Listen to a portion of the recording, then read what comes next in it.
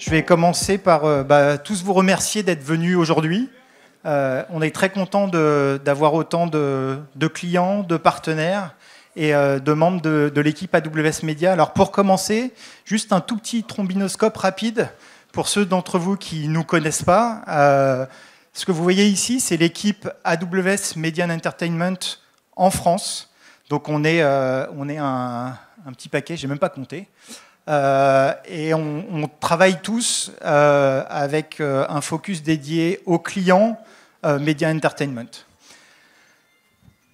Donc juste pour se mettre en bouche, juste une petite overview de l'après-midi, de l'agenda de l'après-midi. Donc on a 2 breaks qui permettront de faire des petites pauses, d'aller boire un coup et de discuter autour.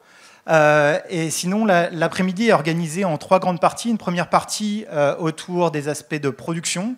On aura Eurosport, Warner Bros. Et France Télévisions qui nous partageront de leurs expériences. Ensuite, sur des sujets de Media Supply Chain et d'archives avec TF1 et Orange Prestations TV. Ensuite, Broadcast Distribution avec Globecast.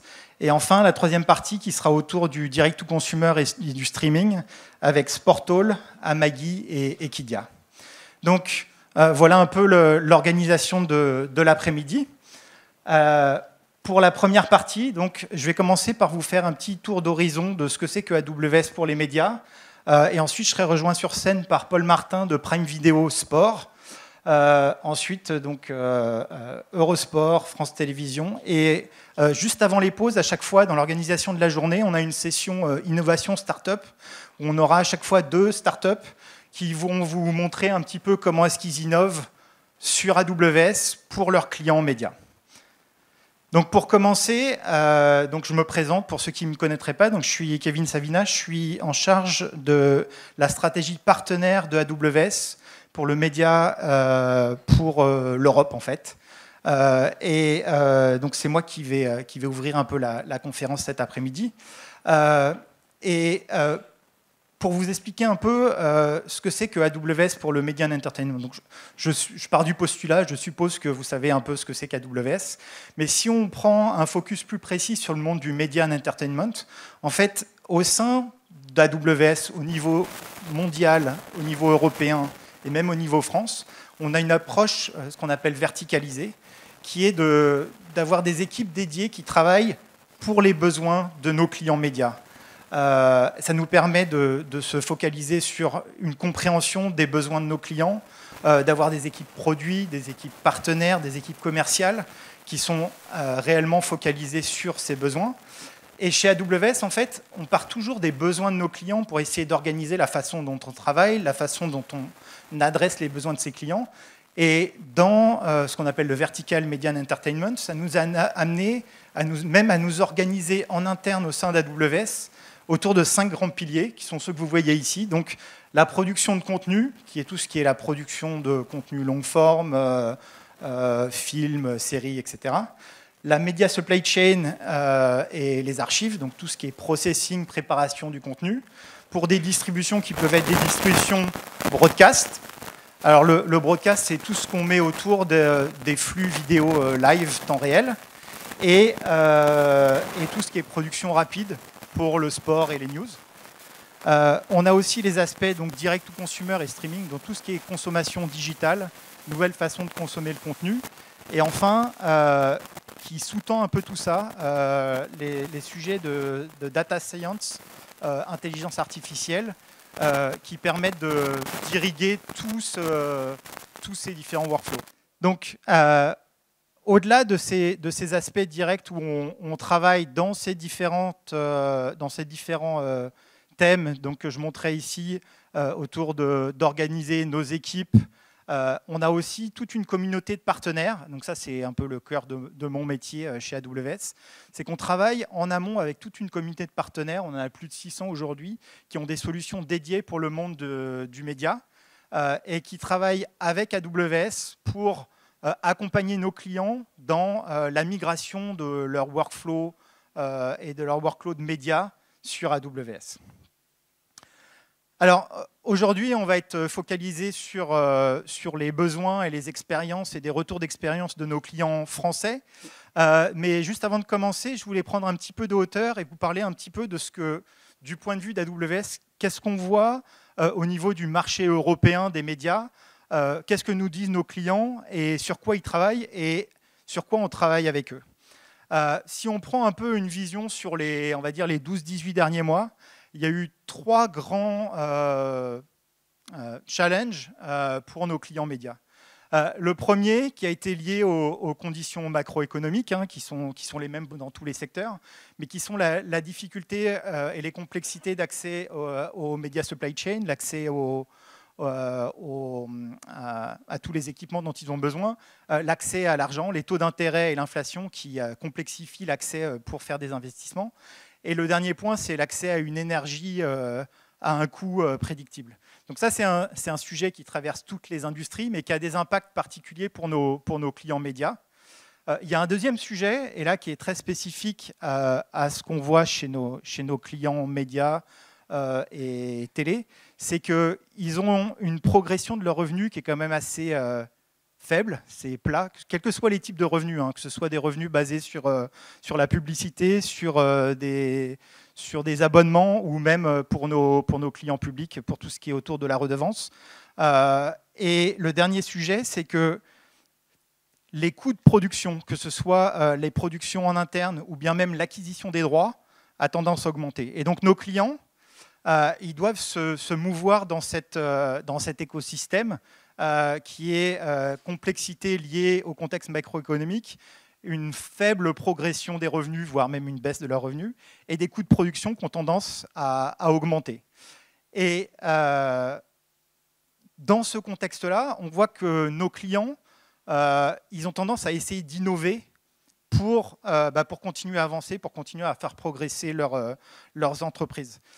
Et on voit 3 grands piliers de façon d'innover de nos clients. Et ils se complètent souvent les uns les autres. Le premier, c'est d'investir dans la technologie pour pouvoir être plus agile et pour scaler leurs opérations, que ce soit scaler vers le haut ou vers le bas d'ailleurs, et pour optimiser leur efficacité opérationnelle. Donc, ils investissent dans de la virtualisation, dans le passage vers le soft, dans un passage vers le cloud, dématérialisation de leurs opérations pour pouvoir être en position de scaler leurs activités et d'être plus agiles face à des besoins de leurs audiences et de leurs donneurs d'ordre qui changent. Le deuxième sujet, c'est la data. Et on a vu une assez grosse accélération sur les 12 derniers mois. Ce que j'ai mis ici, data, data and more data. C'est qu'on a un certain nombre de clients qui ont commencé déjà à insuffler de la data dans leurs opérations. Et on voit qu'ils commencent déjà à en ressortir de la valeur. Utiliser ces datas que ce soit pour optimiser leurs opérations, pour avoir une meilleure visibilité dans leur contenu, plus de métadonnées, ou bien pour être capable d'avoir une meilleure perception plus fine de leurs audiences. Et le troisième sujet, c'est le focus sur renouveler l'expérience de leurs utilisateurs, l'expérience de leurs audiences ou de leurs clients. Donc, on a pas mal de clients aussi qui ont soit lancé des nouveaux services, soit modernisé des services qu'ils avaient déjà lancés, ou bien changé la façon dont ils faisaient des offres à leurs annonceurs, basées souvent sur la data dont on parlait précédemment, mais d'avoir une approche de renouvellement de l'expérience utilisateur, en particulier pour faire venir ou garder les audiences qui sont plus jeunes. Donc juste quelques exemples. Encore une fois, ce que je disais cet après-midi, on va être focalisé sur les expériences des clients français, mais pour élargir un peu le spectre, je voulais vous donner quelques exemples de clients qui ne sont pas français pour le coup, qui ont appliqué certains de ces principes pour moderniser leurs opérations. La première dont je voudrais parler, c'est la production, tout ce qui est pré-production et production de la série The Rings of Power, qui est sortie sur Amazon Prime, je crois, en fin de l'année dernière.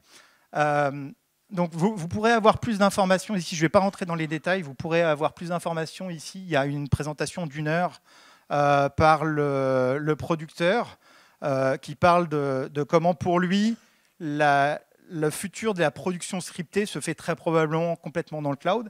Et ce qu'ils avaient fait avec cette première saison de Rings of Power, c'est que toute la pré-production et toute la post-production a été faite intégralement dans le cloud.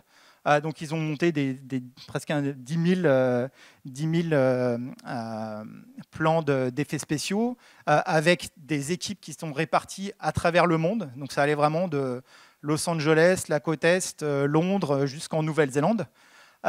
Et une production collaborative pour fabriquer les 10 épisodes qui était complètement centralisée sur le cloud avec un flux de métadonnées du début jusqu'à la fin qui était conservé pour la post-production jusqu'à tout ce qui était distribution.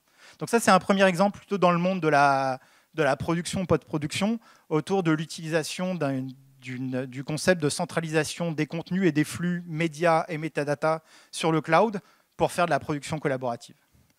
Le deuxième sujet dont je voudrais parler, c'est Sky. Alors pour ceux qui étaient ici l'année dernière, je ne sais pas si vous vous souvenez, mais on avait, pour la présentation d'ouverture, Christina Gomilla, qui est la directrice générale du groupe Sky CTNI, donc Content Technology and Innovation, qui nous parlait un peu de leur projet de transformation vers le cloud. Ils continuent ce projet de transformation. Ils en sont aujourd'hui à près de 50% de leur workload qui ont été bougés vers le cloud, avec un objectif d'être à 100% dans les 5 prochaines années. Ils ont déplacé leur content supply chain sur AWS. Ils ont mis en place de la production live sur le cloud pour les news et le sport. Ils ont bougé 120 chaînes linéaires en playout sur AWS et ils font de l'encoding et du StatMux sur AWS. Et pourquoi est-ce qu'ils font ça? Quelles sont les valeurs qu'ils en retirent? Il y a 3 grandes familles de bénéfices tels que Sky les décrivent. Il y en a autour de l'efficacité opérationnelle. Donc ils ont des déploiements qui sont beaucoup plus rapides sur le cloud. Ils peuvent déployer en quelques jours ce qu'ils faisaient avant en plusieurs mois. Ils ont des opérations qui sont optimisées. Alors eux, ils ont une organisation qui est multi-pays. Ils sont entre le UK, l'Italie et l'Allemagne, mais ils ont optimisé leurs opérations qui sont distribuées. Et ils utilisent aussi le cloud dans leur transition pour réduire leur empreinte carbone. Donc, sur certains des workloads qu'ils ont déplacés sur le cloud, ils ont des optimisations d'un point de vue carbon footprint de près de 50%. Donc ça, c'est l'efficacité opérationnelle, l'efficacité d'un point de vue business. Le deuxième sujet, c'est les améliorations en termes de qualité et de performance. Ils ont aussi la possibilité de faire maintenant ce qu'ils appellent de la maintenance préventive. Et ils ont largement optimisé le temps de disponibilité de tous leurs services une fois qu'ils les ont passés sur le cloud. Et ils ont la possibilité maintenant d'innover, d'essayer des nouvelles choses de façon beaucoup plus rapide, avec des niveaux de qualité plus élevés que ce qu'ils avaient avant. Et le dernier sujet, c'est autour de la gestion des risques. Donc, avec leur mouvement vers le cloud, ils ont accompagné ça d'une posture de sécurité qui est beaucoup plus mature, qui leur permet d'être beaucoup plus en phase avec les besoins IT de Sky. Et ils ont la possibilité de mettre en place des systèmes actifs pour faire la continuité. De la même façon, vous pourrez voir une présentation détaillée ici, qui dure à peu près 1 heure aussi, qui a été faite par Dave Travis, qui détaille tout ça avec un peu plus de chiffres. Et le troisième exemple que je voulais partager avec vous, qui est un exemple qui est ITV, qui ont lancé aussi un nouveau service en novembre dernier, qui est avec une interface utilisateur complètement redéfinie. Et ils ont pensé l'exercice en étant à la fois pour fournir un service à leurs audiences, mais aussi à leurs annonceurs. Et au moment du lancement, ils ont plus de doublé les audiences qu'ils avaient. Juste pour finir, avant de faire venir le... je ne pouvais pas faire une keynote d'introduction sans parler du sujet qui buzz en ce moment, qui est la Generative AI, je ne sais même plus comment on dit en français, l'IA générative. Alors, je ne vais pas vous expliquer toutes les potentialités de l'IA générative. Il y en a beaucoup dans le monde Media and Entertainment. Ce que je voulais juste vous dire, c'est que c'est un sujet sur lequel on travaille beaucoup chez AWS. Et il y a des outils chez AWS pour vous permettre d'accélérer la façon de capitaliser sur ces outils d'AI et de machine learning. Donc pour finir, et avant d'appeler Paul qui va me rejoindre sur scène pour parler un peu de ce qui se fait chez Prime Video, J'aime bien finir par cette quote de notre CEO, Andy Jassy. Je pense qu'une des raisons principales pour lesquelles on travaille beaucoup avec nos clients médias, c'est cette expérience qu'on est capable d'acquérir au sein de la communauté média avec nos clients, nos partenaires et les équipes AWS pour accélérer la migration de vos opérations sur AWS.